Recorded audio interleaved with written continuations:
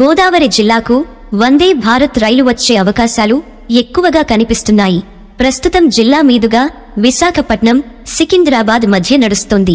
అయితే ఉమ్మడి పశ్చిమ గోదావరిలో ఈ రైలుకు ఎక్కడా స్టాప్లు లేవు.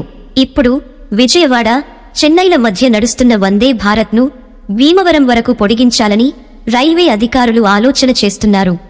ప్రస్తుతం ఈ రైలు చెన్నైలో ఉదయం 5:30 బయలుదేరి 12 గంటలకు విజయవాడ వస్తుంది.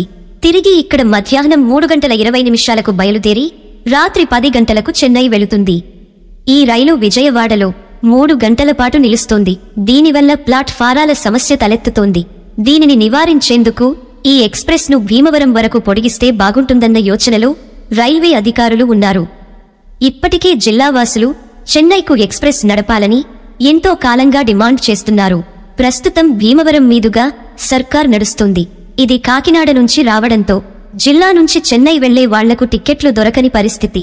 ఈ టిక్కెట్లన్నీ కాకినాడ, రాజమండ్రి పైన స్టేషన్లలోనే బుక్ అవుతుండడంతో ఈ రైలులో చెన్నై వెళ్లాలంటే 2-3 నెలల ముందుగా అడ్వాన్స్ బుకింగ్ చేసుకోవాల్సి వస్తోంది. ఈ డిమాండ్ను గుర్తించిన రైల్వే అధికారులు గతంలో ప్రతి ఆదివారం నరసాపురం నుంచి చెన్నైకు ఎక్స్ప్రెస్ నడపాలని ప్రతిపాదించారు.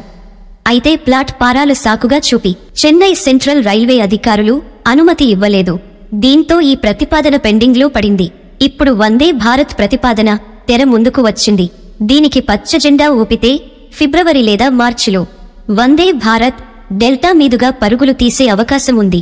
ఈ ఏడాది ఆరంభంలో విజయవాడ నుంచి నడుస్తున్న అమరావతి ఎక్స్ప్రెస్ ను నరసాపురం వరకు పొడిగించారు.